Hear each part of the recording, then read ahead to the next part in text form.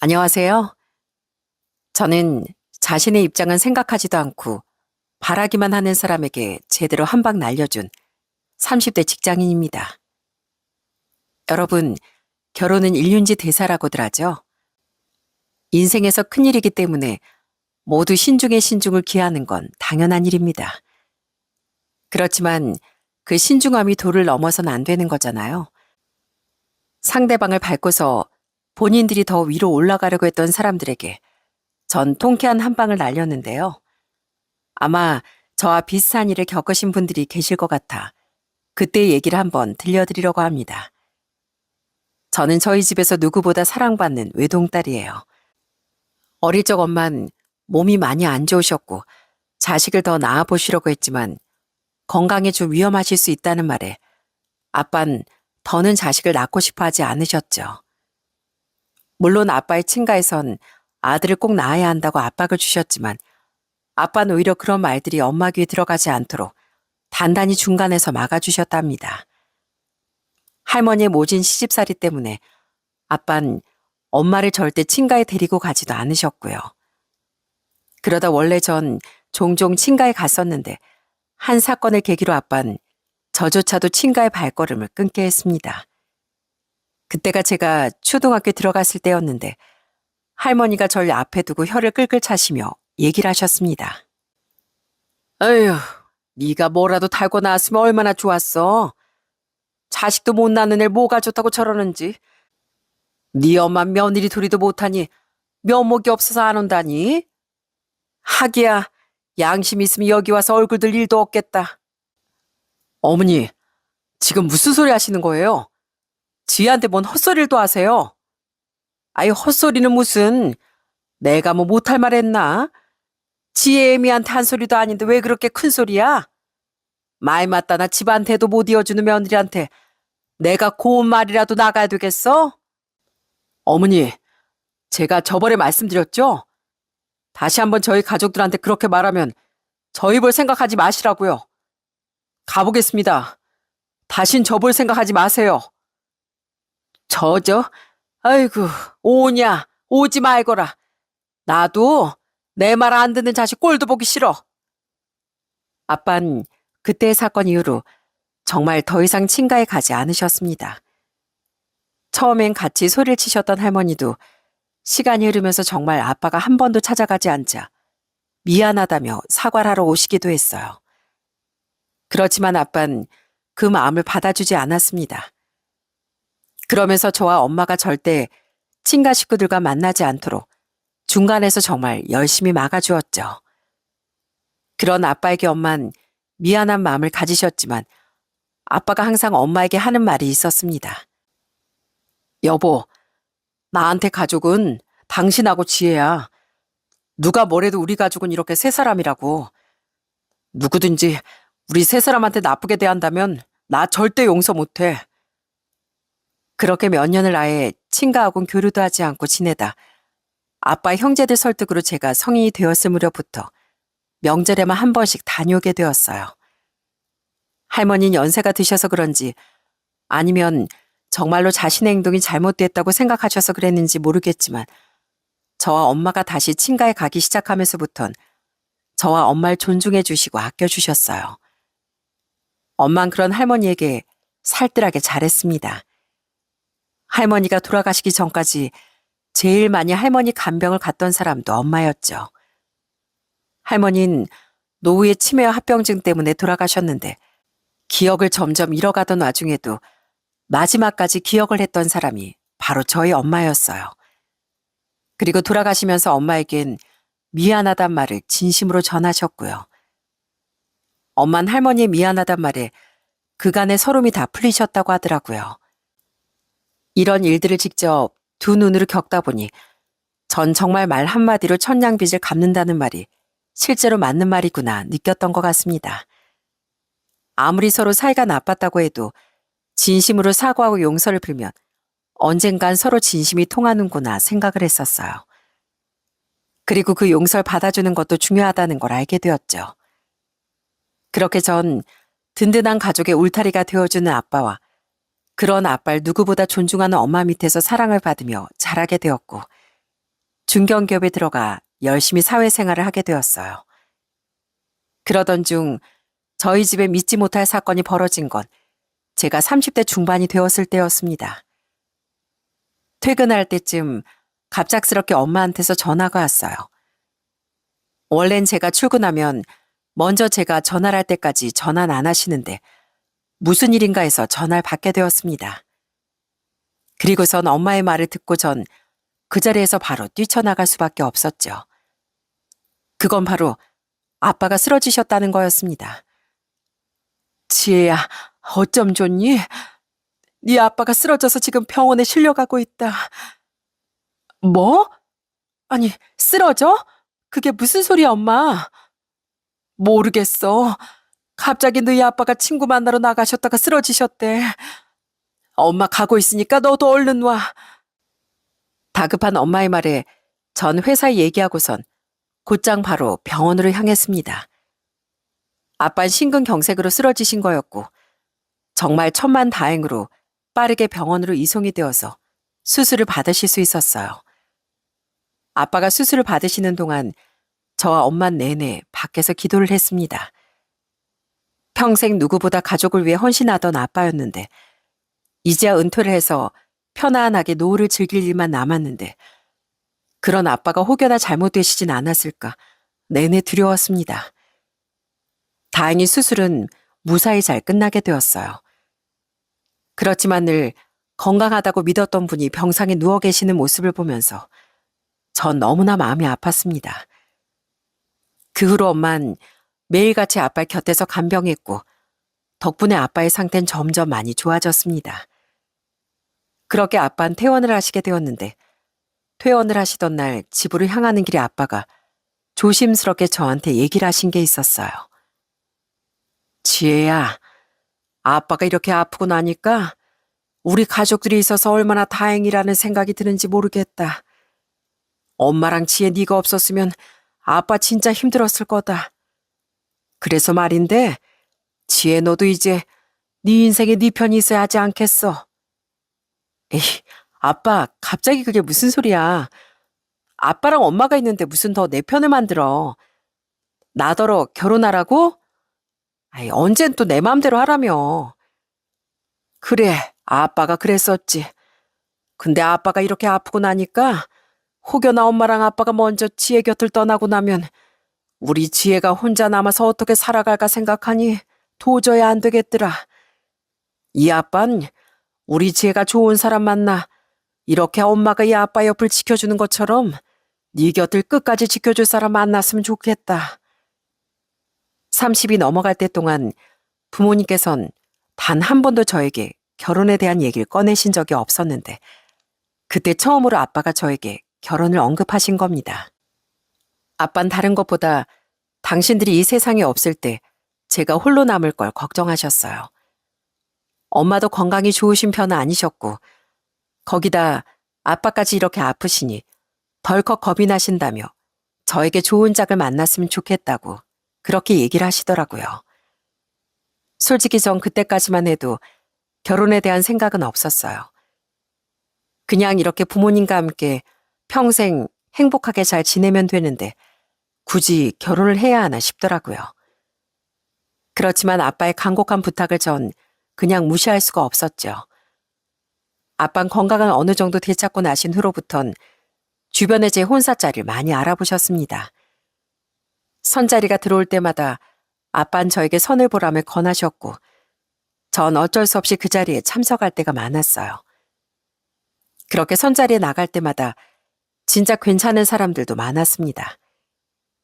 집안 능력도 좋고 직장도 좋은 사람도 있었지만 이상하게도 마음이 잘 가지 않더라고요. 그러던 어느 날 제가 30대 후반이 되었을 때 아는 지인으로부터 소개팅 자리가 들어오게 되었어요. 아는 변호사 친구가 좋은 동료가 있다며 소개를 해주겠다고 한 거였죠. 원래 저였다면 그런 자리를 거절했겠지만 혹시라도 좋은 사람을 만날 수 있지 않을까 싶은 마음에 전 그렇게 소개팅에 나가게 되었어요. 그런데 막상 만난 그 사람은 세상 수더분하고 순수하더라고요. 변호사시면 공부도 정말 많이 하셨겠어요. 공부요? 아, 전 사실 잘하는 게 없어서 공부한 거예요. 사실 저희 집이 넉넉한 편이 아니라서요. 공부가 아니면 다른 길이 없다고 생각했었거든요. 정말요? 아, 전 오래 공부하셨다고 해서 집안이 유복하구나 생각했었거든요. 그렇게 생각하시는 분들도 많더라고요. 그런데 저희 집 넉넉하지 않아요. 그러니 제가 죽기 살기로 공부한 거고요. 첫 만남부터 숨김없이 모든 걸 얘기하는 이 남자를 보면서 참 신기하다고 생각했습니다. 그동안 선짜리고 소개팅이고 나가봤을 땐 늘 자신이 이렇게 잘나고 자신의 집안이 어느 정도고 이런 걸 강조해서 말하는 사람들이 훨씬 많았거든요. 그러니 자연스럽게 그 남자에게 호기심이 생길 수밖에 없었죠. 그 뒤로 몇 번의 데이트를 더 하면서 전 이 사람의 순수함에 빠지게 되었답니다. 이것저것 재고 따지는 것 없는 그 모습이 좋았습니다. 그렇게 저흰 자연스럽게 연애를 시작하게 되었죠. 데이트를 하면서도 참 웃긴 일들도 많았습니다. 남자친구는 변호사라는 직업임에도 불구하고 발음이 그다지 좋지 않았어요. 거기다가 성격이 좀 급하다 보니 급하게 말을 하면서 발음이 더 뭉개질 때가 많았고요. 한 번은 양식당에 가서 메뉴 주문을 하는데 한참을 남자친구가 버벅거리는 겁니다. 메뉴 주문하시겠습니까? 아, 네, 까르보나라, 까르보나나? 아, 까르보나라 말씀하시는 건가요? 아, 네, 그거 하나랑 그냥 이거랑 이거 주세요. 메뉴 하나를 제대로 말하지 못해 버벅거리면서 말하는 남자친구 보면서 그땐 콩깍지가 제대로 씌었는지 그게 그저 귀엽게만 보이더라고요. 저는 민망해하는 남자친구에게 괜찮다며 얘기를 했었어요. 오빠, 그 발음이 좀 어렵지? 나도 좀 어려워. 까르보나라. 이렇게 천천히 말해봐. 까르보나라. 오, 이제 되네. 그렇게 종종 남자친구의 발음을 교정해 줄 때도 있었습니다. 그땐 그저 이 남자의 모든 게 다 순박하고 순진하게만 보였죠. 사회생활을 하면서 늘 긴장 속에 살았던 전 항상 허허실실 웃으며 다니는 남자친구를 만날 때마다 제 마음이 살살 녹아내리는 것 같았어요. 그리고 연애를 시작한다는 걸 알게 된 부모님은 누구보다 기뻐하셨고요. 지혜야, 언제 남자친구 소개해 줄 거야? 아, 이 아빤 준비 다 됐다. 당장 내일이라도 소개하러 와도 돼. 아, 무슨 소리야. 무슨 준비를 했다 그래, 아빠. 우리 그냥 연애하는 거야, 연애. 길게 만나서 뭐해? 아이, 처음에 좋으면 끝까지 좋은 법이지. 내가 보니 지혜 네 얼굴 그렇게 밝게 펴진 거 보니까 좋은 사람인 것 같은데 이 아빠한테 한번 보여줘라. 아빠가 사람 잘 보는 거 알지? 아빠 나 아무것도 필요 없고 우리 지혜 누구보다 사랑해줄 사람이면 된다. 아빠, 우리 아직 연애한 지 3개월도 안 됐어. 벌써부터 그러면 어떡해. 그렇게 전 가족의 응원을 받으며 행복하게 연애를 했습니다. 1년 정도 연애를 하면서 늘 한결같이 착한 이 남자 결혼을 해도 좋을 것 같다고 생각했죠. 그때 마침 남자친구가 프로포즈를 하게 되었고 그렇게 저흰 결혼 준비를 시작했습니다. 먼저 저희 집으로 인사 온 남자친구는 긴장을 얼마나 많이 했던지 부모님 앞에서 말도 제대로 하지 못했어요. 그런 모습을 보면서 아빠는 오히려 더 마음에 들어 하셨습니다. 아, 안녕하세요. 저는 이종현이라고 합니다. 그래요. 아니, 변호사라고 하더니 왜 이렇게 긴장했어? 말이라면 누구한테도 뒤처지지 않는 사람들 아닌가. 첫 인사 오려니까 많이 긴장됐나 본데 긴장 풀어요. 아, 예. 이 사람 참 우린 우리 지혜가 괜찮다고 하면 무조건 괜찮으니까 걱정할 필요 없어요. 자, 긴장 풀고 우리 밥이나 먹으면서 얘기 나눠봐요. 아빤 말도 제대로 못하는 남자친구를 보면서 저에 대한 진심이 그만큼 깊다고 생각하셨습니다. 그리고 어느 정도 긴장이 풀린 남자친구는 저와 첫 만남 때처럼 자신의 집안 상황에 대해서도 솔직하게 털어놓았어요. 그런 모습이 아빤 진실되다고 느끼셨던 것 같습니다. 그렇게 성공적으로 저희 집 인사를 마치고 난 후 저 역시 남자친구 집으로 인사를 가게 되었어요. 사실 남자친구 집안은 좋은 편이 아니었습니다. 남자친구 부모님께선 평생 현장 일과 식당 일을 하시며 생계를 유지하셨고 남자친구 밑으로 남동생과 두 여동생들이 있었거든요. 특이한 건 남자친구 남동생은 20대 후반에 캐나다로 어학연수를 간 후 그곳에서 자리를 잡았다고 하더라고요. 그러다 보니 결혼하기 전이라 남동생이라는 분은 한 번도 보지 못했어요. 하지만 두 여동생은 참 유별난 것 같더라고요. 개념이라는 게 없는 것 같았거든요. 사는 것도 수십 년은 더 된 빌라였는데 엘리베이터 없이 4층에 거주하고 계셨고요. 그날 전 나름 신경 써서 비싼 과일 바구니를 사서 갔었는데 남자친구가 그걸 들고서 4층까지 올라갔었거든요. 그런데 딱 문이 열리자마자 남자친구 어머니가 화들짝 놀라시며 그걸 확 가지고 가시더라고요. 아이고, 이게 뭐야? 종현아, 이 무거운 걸 여기까지 들고 올라왔어? 엄마한테 전화를 하지. 아유, 이런 거 안 사와도 되는데. 어여 들어와, 얼른. 그러면서 다급하게 남자친구를 집 안으로 끌고 가시며 손으로 남자친구 얼굴을 쓱쓱 닦아주시는데 전 처음에 절 못 보셨나 생각했습니다. 그래서 전 바로 뒤따라 들어가 인사를 했습니다. 안녕하세요, 어머님. 김지혜라고 합니다. 그래, 들어와. 네가 이거 사가자고 했니? 4층까지 들고 올라오려면 힘든데 이런 걸 왜 사왔어? 네? 제가 4층인 줄은 몰랐거든요. 뭐 기왕 사온 거 이따가 하나 먹어보지 뭐. 일단 들어와. 아직 밥 안 먹었지? 같이 밥이나 먹자.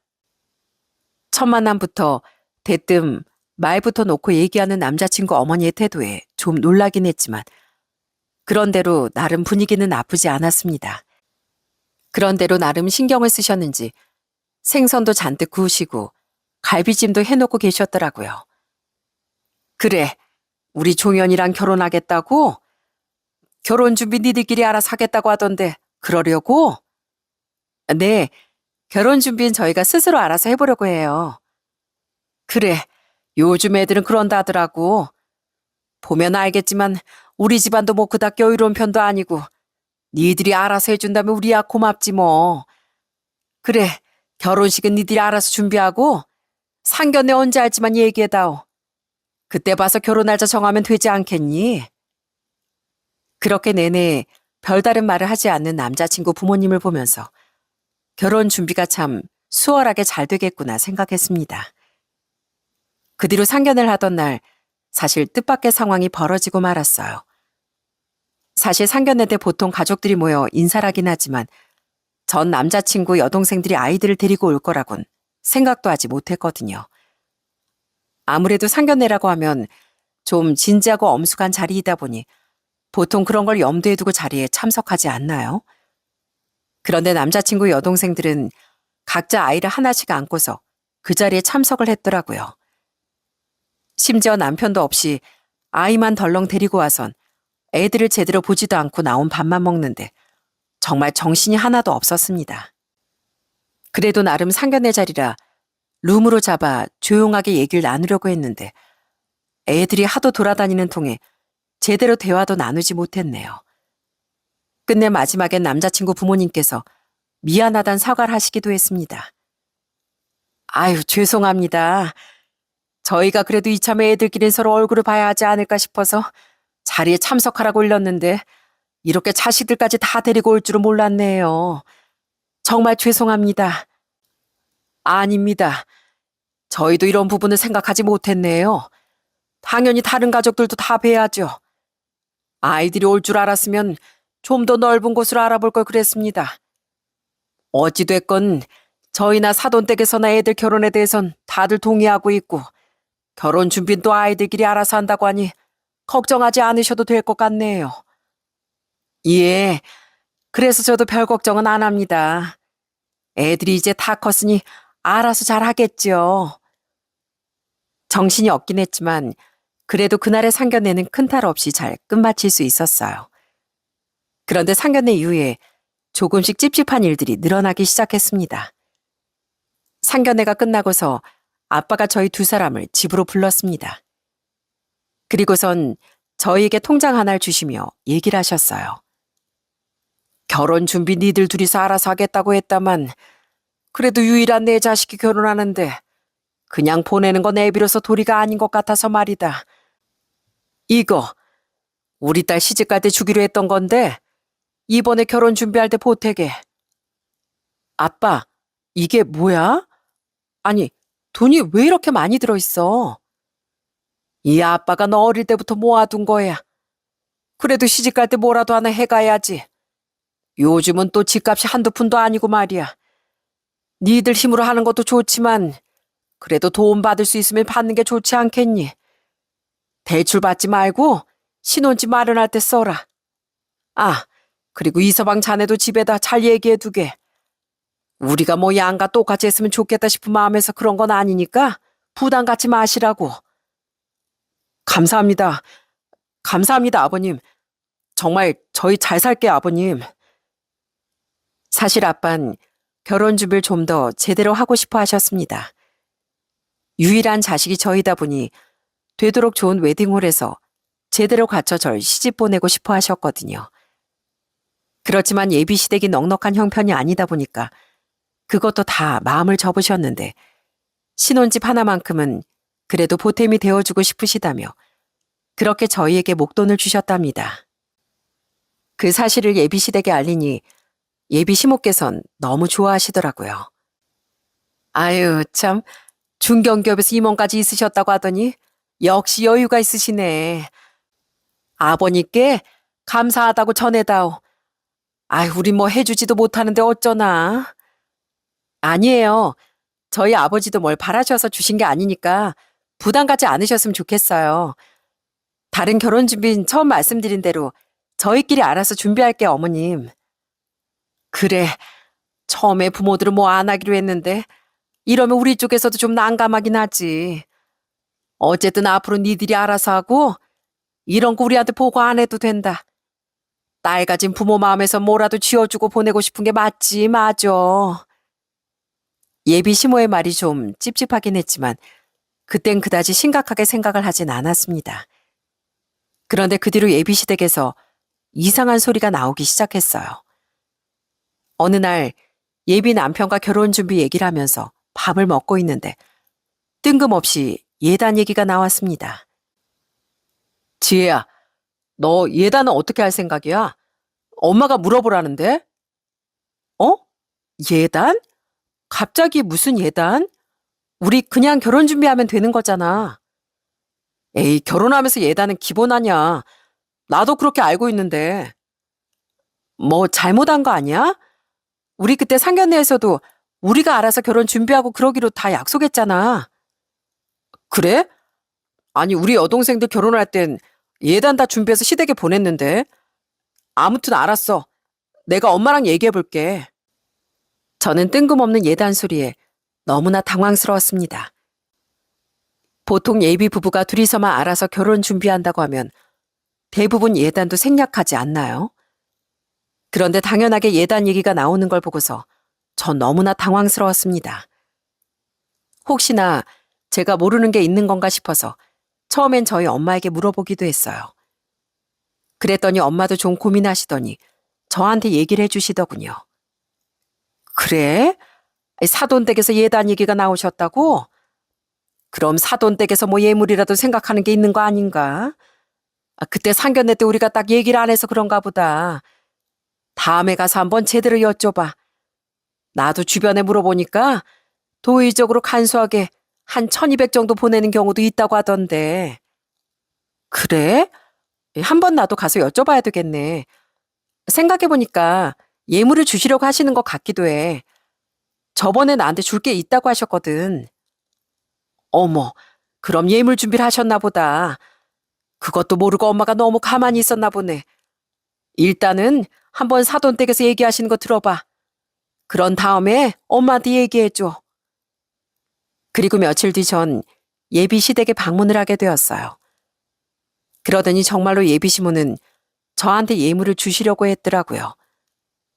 제가 딱 가니까 거실엔 보석함 하나가 테이블 위에 딱 올라와 있더라고요. 그런데 그 보석함에 들어있는 걸 보고선 전 너무나 당황스러웠습니다. 그 안엔 진짜 빛을 잃은 옥반지 하나가 덜렁 들어있었거든요. 자, 봐라. 이거 내가 시어머니한테서 받은 옥반지인데 굉장히 귀한 거야. 껴봐. 맞는지 안 맞는지. 어머님, 이거 안 들어가는데요? 아유, 그래? 아유, 어차피 요즘은 그런 거 끼고 다니지도 않고 안 맞아도 상관없지 뭐. 하여튼 간에 나 예물 너한테 줬다. 그러니 주고 받아야 하는 게 있지 않겠니? 그렇다고 부담스럽게 뭘 이것저것 달라는 건 아니고 그래도 하나씩은 해야지. 여보 그때 뭐 받고 싶다고 했더라? 차. 아, 내가 그때 말했잖아. 새로운 세단 받고 싶다고. 그래. 네 시아버지 세단 하나 해주면 되고 시누이들한테는 안 해도 돼. 그냥 우리들만 챙겨주면 되니까 부담은 덜하지? 그리고 예단비는 한 3천이면 되겠다 얘. 어차피 나중에 봉채비로 너한테 일분 돌려줄 거잖아. 네? 예단이요? 어머님 근데 저희끼리 알아서 결혼 준비할 건데 예단도 준비를 해야 하나요? 아유 그럼 결혼하는데 예단을 안 해와? 당연히 해와야지. 아무리 간소하게 한다지만 해야 할 건 해야지. 요즘 그리고 이렇게 예단하는 집안이 어딨니? 거기다가 우리 아들이 변호사인데 이거보다 더 받아도 부족한 판에 우리가 많이 생각해서 얘기하는 거다. 알았지? 일단 부모님이랑 얘기해보렴. 그래야 우리도 예물 생각 더 해볼 거 아니니. 너무나도 당당하게 예단을 요구하는 예비 시부모를 보면서 전 너무 황당했습니다. 그전까지만 해도 예단에 대해서 아무런 얘기가 나오지 않았었는데 갑자기 왜 이러시는지 이해가 되지 않았어요. 그래서 전 바로 예비 남편과 얘기를 나누게 되었습니다. 처음엔 예비 남편도 황당해 하더라고요. 본인은 전혀 듣지도 못했던 일이라며 저한테 사과를 하고 자기가 중간에서 잘 정리를 하겠다고 얘기를 했습니다. 그리고 얼마 뒤 전 예비 시댁의 호출로 다시 인사를 가게 되었어요. 예비 시모가 또 할 말이 있다고 하길래 예비 남편이 잘 상황을 정리해 그 얘기를 하려는가 보다 생각을 했었죠. 그런데 딱 예비 시댁에 도착하자마자 거실에 앉으니 예비 시모가 대뜸 또 예단 얘기를 꺼내시더군요. 예, 너희 집엔 얘기해 봤니? 하도 네가 이렇다 저렇다 얘기를 안 하길래 내가 먼저 불렀다. 니들 결혼 준비하느라 바쁠 텐데 해야 할 건 일찍 하고 끝내는 게 좋지 않겠어? 아, 왜 이렇게 굼떠? 네? 종현 씨가 아무 얘기도 안 하던가요? 얘기? 아니 무슨 얘기? 너 집에 얘기해 봤니? 그래, 뭘 하시든. 저는 너무나 황당해 예비 남편을 바로 쳐다봤는데 예비 남편은 제 눈도 마주치지 못하고 피하더라고요. 딱 보니 예비 시모에게 예단에 대해서 말도 못 꺼낸 것 같았습니다. 그때 어찌나 한숨이 절로 나왔는지 몰라요. 결국 아무런 말도 하지 못했다는 걸 딱 알고 나니 이 상황은 제가 정리를 해야 되겠다는 생각이 들었습니다. 그래서 전 크게 숨을 쉬고선 예비 시부모에게 딱 잘라 얘기를 했습니다. 어머님, 그 예단 말인데요. 제가 생각하기엔 예단까지 하는 건 좀 무리인 것 같네요. 무리? 아이 그게 무슨 소리야?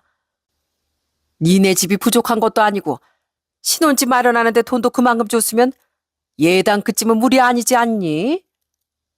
그게 아니라요. 솔직하게 말씀드리면 결혼 저희 두 사람 힘으로 하겠다고 애초부터 말씀드렸고요. 사실 저희 집에서 신혼집에 보탬 받는 것도 솔직히 원래 받아서는 안 된다고 생각해요. 그렇지만 저희 아빠 마음을 거절하지 못해 받은 거고요. 이것만 하더라도 저희 집에서 예단을 더 하는 건 아닌 것 같네요. 죄송하지만 저 예단은 준비 안 하겠습니다. 당연히 저도 예물을 안 받을 거고요. 뭐? 예. 아무리 그래도 해야 할 건 해야지. 결혼이야 니들 마음대로 해도 된다고 했잖아. 그래도 양가 부모한테 해야 할 건 해야 하는 거 아니냐. 그럼 저희가 하는 만큼 예물을 받을 수 있을까요? 제가 듣기론 그만큼 서로 맞춰서 해야 한다고 들었거든요. 저희 집에서도 이런 얘기가 나오지 않을까 싶어서요. 참, 뭐? 아니, 참. 그러자 예비 시모는 더 이상 말을 이어가지 못하더라고요. 전 끝까지 예의를 갖추고서 얘기를 했죠. 어머님 죄송하지만 원하시는 예단을 해드리기는 어려울 것 같아요.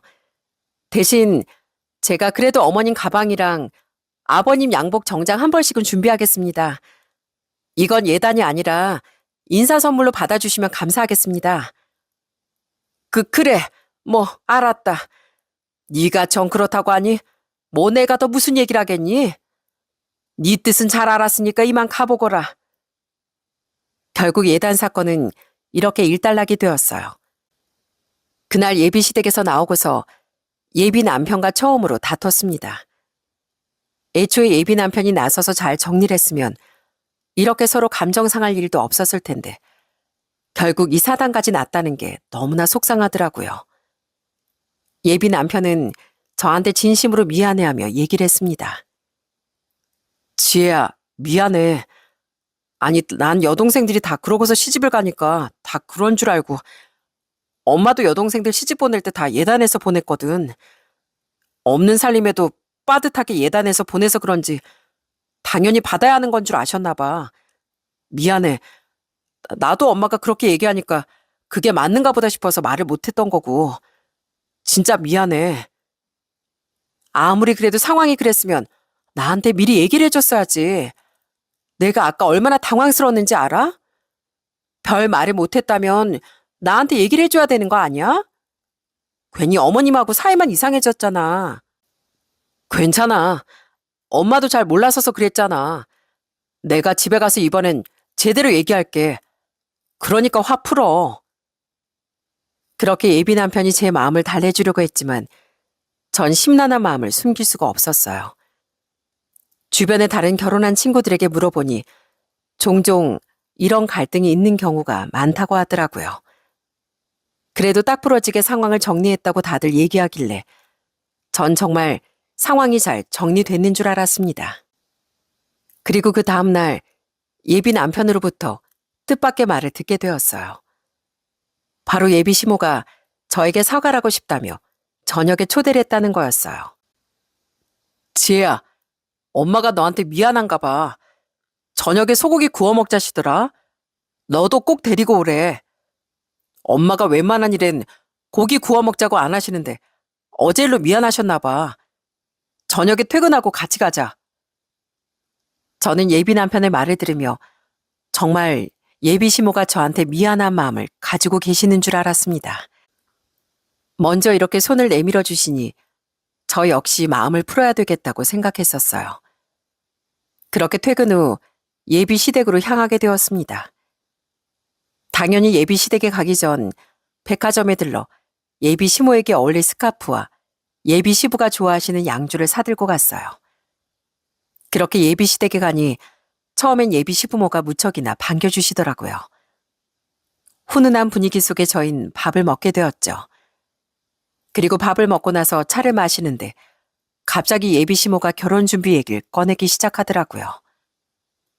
그래 뭐 결혼 준비 니들이 알아서 한다고 하길래 내가 가만히 있긴 하겠다만 어떻게 잘 준비되고 있니?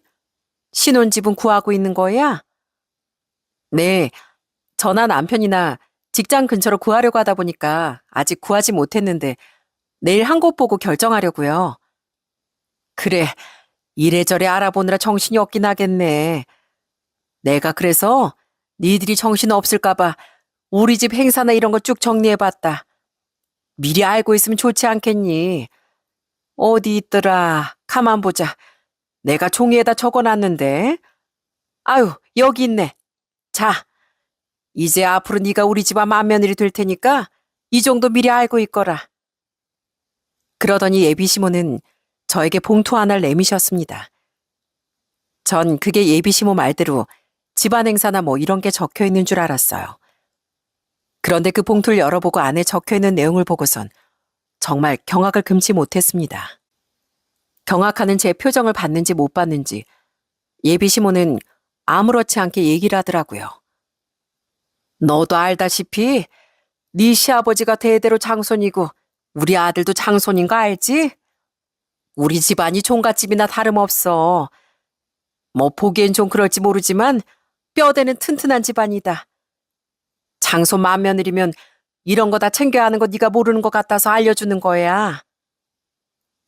이게 도대체 뭐예요? 아이 뭐긴 뭐야. 맏며느리로서 해야 할 일들 적은 거지. 일단 결혼 전이지만 이번 재산 꼭 참석해야 한다. 다음 주니까 잊지 말고 회사도 빼. 아침 새벽부터 음식해야 하는 거 알지? 장 봐야 하니까 전날에도 일 못 가니까 그렇게 알고 네가 미리 휴가를 내던지 하거라. 근데 음식은 좀 할 줄 아니? 못해도 뭐 나한테 배우면 되니까 대신 결혼하면 네가 제3의 명절이며 다 담당해서 치러야 하니까 이번에 확실하게 배워둬라. 우리 집안이 그냥 집안이 아니고 뼈대 있는 집안이야. 재산 1년에 6번이니까 날짜 적어뒀으니 꼭 알고 있고.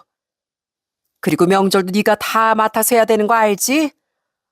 원래 며느리 들이면 명절이나 재산 다 넘기는 거야. 맏며느린 제사랑 명절 때 처음부터 끝까지 있어야 되고 친정은 다 끝나고 가야 되는 거 기본이고 뭐 미리 갔다 오는 거야 별말 안 하마. 그리고 아침 8시엔 우리한테 문안 인사하거라. 예부터 그게 며느리가 해야 할 일이니까 그 정도는 기본으로 지켜야지. 네? 어머님 이게 무슨 소리세요? 그럼 이걸 안 지키면요? 안 지키면? 뭐 하는 수 없이 며느리로 탈락인 거지 뭐. 며느리 자격 통과해야 결혼시킬 생각이니까 그렇게 알거라. 솔직히 네 나이 이제 와서 다른 혼사 알아보기도 힘들 거고 피차 우리도 나이 많은 며느리 들여야 하니 손해볼 게 만만치 않은데 이 정도 네가 좀 해줄 수 있는 거 아니냐. 예단도 못 해오겠다고 했는데 이런 건 해야지. 안 그러냐? 그래도 나 그렇게 꽉 막힌 시어머니 아니다. 지금 좀 그렇다 싶은 건 얘기해. 그럼 내가 조정을 해주던지 할 테니까. 그런데 뭐 이 정도는 할 수 있지 않겠어? 아무리 그래도 변호사 남편 만났는데 예단도 안 해오면서 이건 해야지. 뭐라고요? 제가 그렇게 황당해하면서 아무런 말도 하지 않자 제 불난 마음에 기름을 확 들이부은 사람이 있었어요. 그건 바로 예비 남편이었죠. 지혜야, 왜 너 아무런 말도 안 해? 엄마가 이 정도 양보했으면 알겠다고 해야지. 엄마, 지혜가 혼자 커서 뭘 몰라서 그래. 엄마가 이해해. 그러게. 이래서 내가 외동딸이 있는 집안은 별로라고 하지 않았니? 네가 하도 좋다고 하길래 엄마가 어쩔 수 없이 허락은 해준다만. 예, 너 왜 아무런 말도 안 하니? 무슨 말이라도 해봐라. 뭐 이것도 마음에 안 드냐? 아니 너희 집에서 너 결혼시키려고 아등바등인데 너 엄마 아빠한테 행복하게 결혼하는 거 보여줘야 하지 않겠어? 부모는 그래도 염치가 있어서 손에 뭐라도 쥐어주고 보내려고 하는데 딸은 아주 그냥 세상 물정 몰라서 어쩌나 몰라. 아유. 안 그래도 전 속에서 열불이 나고 있었는데 마지막 예비 시모의 말을 들으니 더 이상 가만히 있어선 안 되겠다는 생각이 들었습니다. 그래서 전 예비 남편을 향해 얘기를 했어요. 종이랑 펜 좀 가져다 줘. 어? 종이랑 펜? 알았어. 뭐 내가 쓴 게 뭐 잘못된 게 있어서 그러니? 그냥 말로 하면 되지. 무슨 종이랑 펜? 뭐가 잘못됐는데? 아니요. 어머니 말씀처럼 자고로 여자가 결혼하면 시댁 가풍을 따라야죠. 제가 이걸 보니까 옛 풍습대로 해야 한다고 생각하시는 것 같은데 그럼 저도 옛 풍습대로 해야 되겠네요. 그럼 어머니께서도 얘기를 해주시죠. 저도 한번 시모 자격이 되는지 확인해 봐야겠습니다. 뭐? 시모 자격? 그러면서 전 예비 남편이 가지고 온 종이에 쓱쓱 글을 적어 내려갔어요. 시모 자격 매뉴얼이라고 쓰고선 쭉 적으며 설명을 했어요. 첫 번째, 먼저 집안 재산 규모를 확인해야 되겠네요. 제사 6번에 명절까지 다 맡으라고 하셨죠? 옛날엔 기본적으로 땅이나 재산을 주셨다는데 그거 얼마나 준비되어 있으세요? 재산 얘기 좀 해주시겠어요? 그리고 두 번째, 재산 물려주실 거면 재산 상속은 약속해 주실 수 있나요? 맏며느리한테 재산 물려주실 거면 재산랑 같이 재산 제 몫으로 주신다는 확약서 써주셔야 할 것 같은데 지금 써주실 수 있나요? 확약서? 너 지금 뭐라고 그러는 거야? 아직 안 끝났어요. 세 번째, 제사 운영은 제 마음대로 해도 되죠? 저한테 맡기실 거면 합제를 하든 줄이든 아예 없애든 그건 제 소관이잖아요. 네 번째로 음식 준비도 제가 마음대로 해도 되죠? 사오든 시키든 현대식으로 하든 상관없으신 거고요. 다섯 번째, 음식 준비에 드는 비용은 주시는 거고요. 원래 옛날엔 당연히 그랬다던데 그것도 다 가능하신 거죠? 마지막으로 며느리 권위 보장해 주시는 건가요? 맏며느린 원래부터 큰 데가 안주인으로 대접받았다던데 그럼 시누이들 모두 저 깍듯이 모시고 인사부터 제대로 해야 되는 건 아시죠? 이거 다 가능하시겠어요? 가능하시면 어머님도 약속해 주세요. 아니 지금 그게 뭐 하는 짓이야? 어디서 감히 시어머니한테 이래라 저래라야? 지금 뭐 하자는 거냐고? 너 지금 나 놀리는 거니? 아니면 일부러 이러는 거야? 아휴, 일부러라뇨. 저도 옛 방식 그대로 제 권리를 찾는 건데 왜 그러시죠? 뭐라고? 건방진 게 지금 무슨 소리 하고 있어? 요즘 누가 그런 걸 다 지켜? 요즘 누가 그러냐고? 제가 쓴 글을 예비 시모는 화를 내며 보더니 이내 그 종이를 제 눈앞에서 박박 찢어가면서 열불을 내기 시작하더군요. 그 모습을 보면서 정말 어처구니가 없었어요. 그렇게 옛것 예의라고 강조하며 말하던 사람은 어디 가고 정말 옛 풍습을 얘기하니 더 화를 내고 있으니 너무나 황당하더라고요. 예비 시모는 찢은 종이를 제 얼굴에 뿌리며 화를 냈습니다. 너, 내가 이렇게 하면 가만히 있을 줄 알고? 어디서 시애미를 지금 물러봐? 너 결혼하면 시집살이 각오해야 할 거야, 어? 어떻게 시어머니한테 이런 버르장머리 없는 짓을 할 수가 있어? 내가 너 곱게 시집 오게 할 줄 알아? 꼴랑 회사 다니면서 콧대 높은 척 하는 것도 꼴배기 싫은데 어디서 감히 시어머니 무서운 줄 모르고 나대? 너 정말 결혼 안 할 거야? 지혜야, 엄마한테 빨리 사과해. 너 갑자기 왜 그래? 너답지 않게. 엄마도 진정해. 지혜가 원래 안 이러는데. 종현이 너 저런 애랑 결혼을 해야 되겠어? 네가 다른 것도 아니고 변호사인데 어떻게 저런 막대 먹은 애랑 결혼을 해? 엄마 굳이 네 결혼 받아들여야 되겠어? 이런 며느리 엄마가 받아들여야 되냐고? 엄마 미안해. 내가 이 사람 혼낼게. 그러니까 엄마 화 풀어. 저는 두 모자를 보고서 어처구니가 없었습니다. 예비 시부는 그저 혀만 끌끌 차면서 못마땅한 표정으로 절 보고 있었고 예비 시모는 화난 표정으로 당장이라도 제 머리채를 잡을 것처럼 으르렁거리고 있었죠. 그런 두 예비 시부모 앞에 예비 남편이 어쩔 줄 모르는 표정으로 난감하다는 듯 절 쳐다보고 있었고요. 그런 예비 남편을 보고선 내가 정말 결혼하면 믿을 사람 없겠구나라는 생각이 들었어요. 그래서 전 냉정하게 얘기를 했습니다. 저도 아줌마가 요구하신 대로 옛날 기준 맞춰드린 거예요. 공평해야 하잖아요. 안 그런가요? 뭐라고? 아줌마? 너, 내가 더는 널 며느리로 못 받아들인다. 절대 못 받아줘. 네, 듣던 중 반가운 소리네요. 저도 이런 집안에 시집 못 갑니다.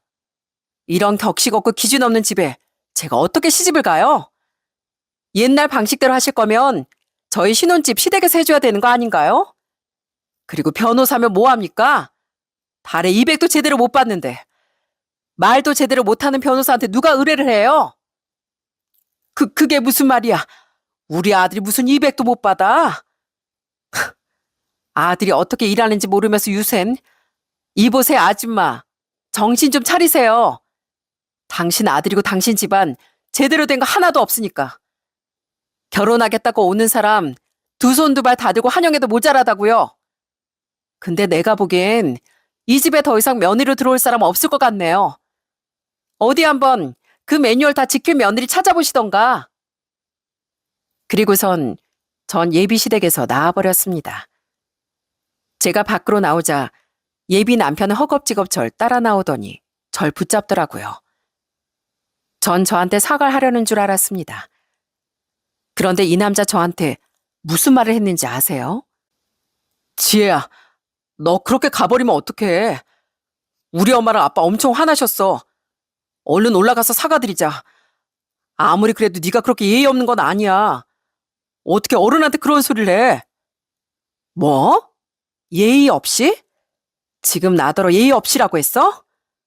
그래. 다른 사람들이 알면 다 욕해. 어떻게 그런 말을 해? 우리 집 사정 뻔히 알면서 너무 배려 없는 거 아니야? 야, 너 나한테 배려라고 했니? 니네 집안 식구들은 죄다 염치 없고 뻔뻔한 거 집안 내력이야? 야, 너야말로 정신 차려. 염치 없이 우리 집에 돈 받아놓고선 니네 집안 하나 정리 똑바로 못해? 짐승도 지 밥 주는 사람을 알아봐. 근데 사람식이나 된 네가 어떻게 나한테 이따위로 얘기를 해? 네가 그러고도 사람이야? 사람이냐고. 내가 정말 눈이 삐었지.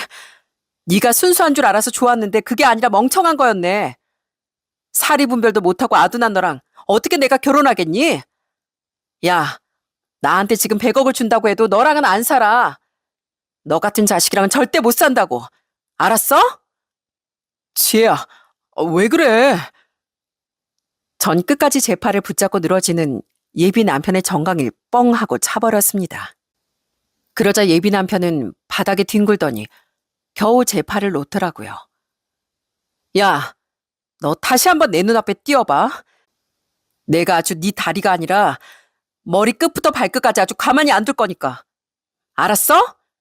한 주먹거리도 안 되는 게 까불고 있어. 어휴. 사실 예비 남편은 약간 병약한 스타일이었는데 반면에 전 운동도 좋아하고 키도 커서 덩치가 비슷비슷했거든요. 그러니 제 한 방에 예비 남편이 나가 떨어질 수밖에 없었죠. 그렇게 전 시원하게 파혼을 하게 됐습니다.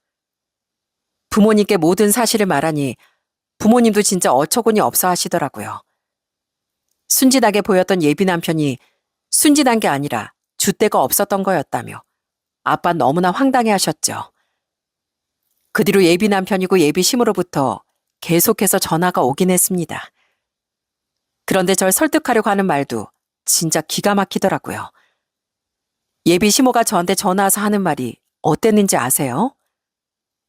아가, 내가 진짜 미안하다. 내가 요즘 시대를 몰라가지고 과하게 요구했던 것 같구나. 내가 100번 양보해서 제사랑 명절은 당장 너한테 안 넘기마. 그냥 넌 참석만 하면 돼. 그리고 예단 같은 경우도 그냥 중고차랑 예단비도 1,000만 원만 들고 오느라. 그 정도면 너도 부담 없고 괜찮지 않겠니? 아줌마, 아직도 정신 못 차리셨네요. 헛소리 하실 거면 가족끼리 하세요. 짝짝꿍 잘 맞으시던데 전 아줌마에게 더는 듣고 싶지 않거든요. 한 번만 더 전화하시면 아드님 회사 이 사실 쫙 다 소문낼 테니까 그렇게 아세요. 아이고 아가, 왜 그러니? 니들 둘이 그동안 얼마나 좋았는데 갑자기 왜 그러는 거야?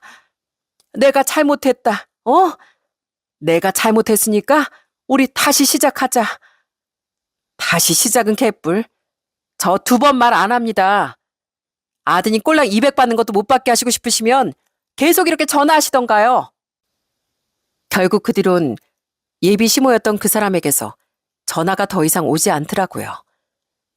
이번 일을 겪으면서 저나 부모님은 결혼에 대한 욕심을 아예 내려놓았어요. 세상에 참 별의별 사람이 다 있다면서 마음이 급해서 아무나 만나선 안 되겠다. 그렇게 다짐을 하게 되었답니다. 사실 사연을 듣다 보면 종종 이런 일들이 벌어지더라고요. 그런데 제가 느끼기론 제자리는 제 스스로 만드는 것 같습니다. 아니다 싶은 건 똑부러지게 아니라고 말할 용기도 필요한 것 같고요. 그리고 자기 자식만 잘났다고 생각하시는 분들이 있으시다면 상대방도 그 집안에선 귀한 자식이라는 걸 꼭 아셨으면 좋겠네요.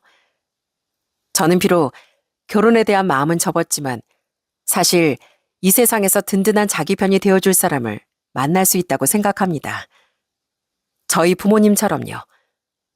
그러니 혹시라도 자신의 짝을 찾고 계시는 분들이 있으시다면 정말 오로지 무슨 일이 있던지 자신의 편이 되어줄 좋은 사람을 꼭 만나시길 바라겠습니다.